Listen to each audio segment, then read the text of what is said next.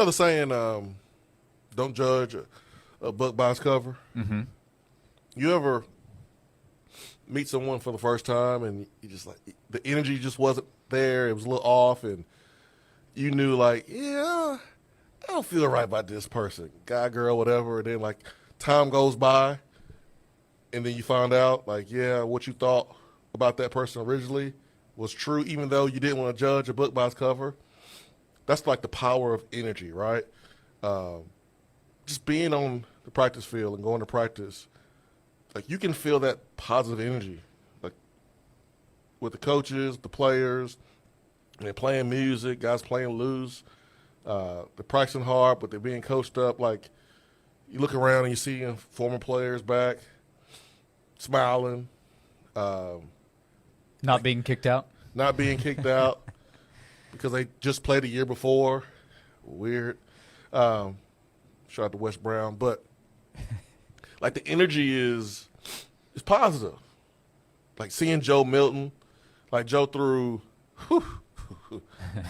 man, Joe threw a pretty pass. It was so pretty, like I wanted to catch it, and I forgot, like, yo, you can't run, Jason. Like, you're not fast.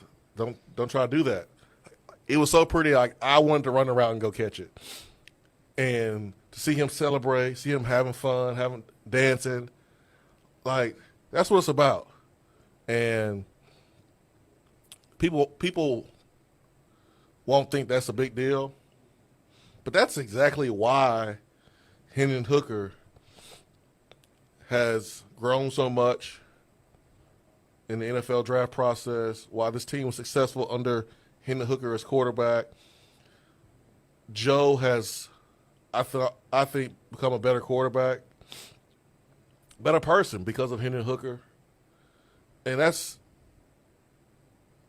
means something when you have a group of guys and you have a coach that's asking them to run through a brick wall for them. Like that, those guys will do it. And that's kind of how I feel just watching practice and being around, today. I mean, you got players from different sports coming in and coaches, high school coaches around the area there. It was just a positive vibe, Josh. It really was, man. What if Hendon had not come to Tennessee? This place would be – I think Hendon accelerated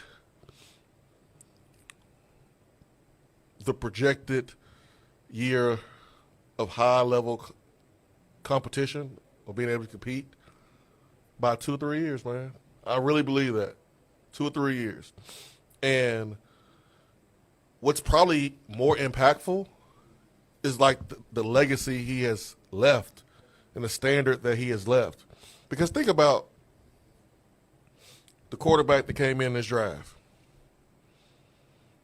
and all the talk surrounding the number one player in the country, Nico.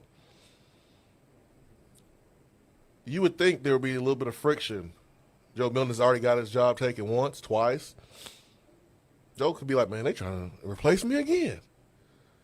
But it's been the total opposite. Like, he has been the best teammate to Nico. Why? Because Hendon was the best teammate to him. So Hendon set the standard and set the bar high. So now the standard at Tennessee, the quarterback room is, hey, man, we support each other. There's no envy. And if I don't win the job, I don't have to go run to the portal. I can be a part of something special, help my teammate, my brother. And if it's my time, it's my time. If it's not, cool, because I'm happy. I'm happy. Like, I'm happy where I am because I know I'm growing. I know folks around here care about me. I know my coach got my back. And then, boom. And it's his time. He goes out and does his thing. That's what Joe is going to do, I feel like. And Nico has talked about being the Milton to Joe's Hendon Hooker. Yeah.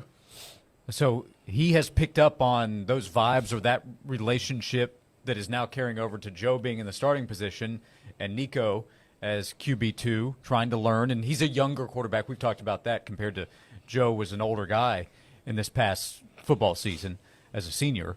But still, the roles are similar. And Joe taking over the starting position and Nico trying to learn, trying to develop, and trying to stay ready if he's needed. Yep. Yep. Nico's special. But, he's a freshman. He looks like a freshman.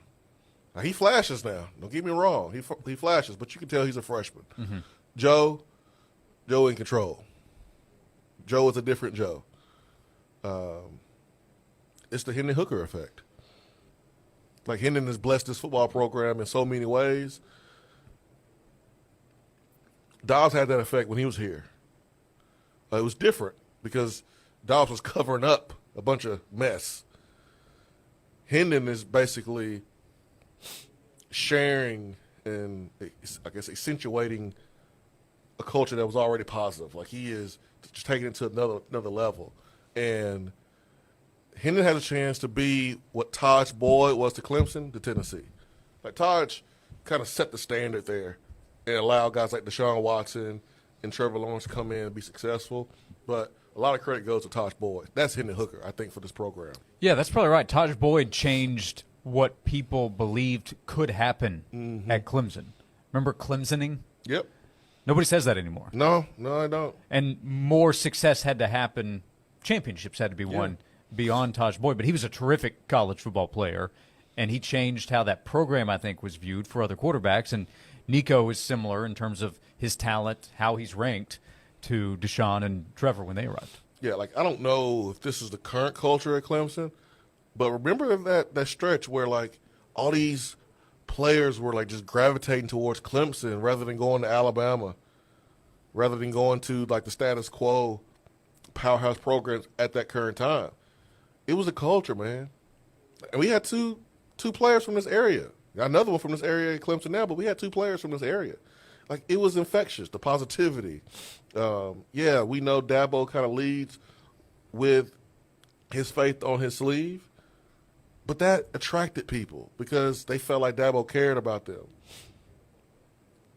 Again, I don't know if that's going on still now, but, like, that's why Clemson just started out-recruiting Alabama and winning at a high level. Like, that's a big reason why, in my opinion.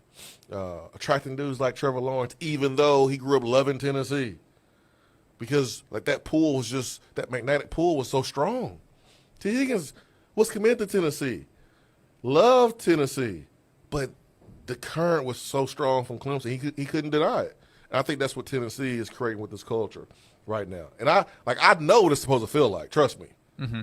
Because I have been around when it didn't smell right. It didn't feel right. I didn't want to go to practice because I didn't feel it. And I've been part of some different coaches and things like that, different teams. So, like, I know what it's supposed to look like and how it's supposed to feel. It feels right now. It really does.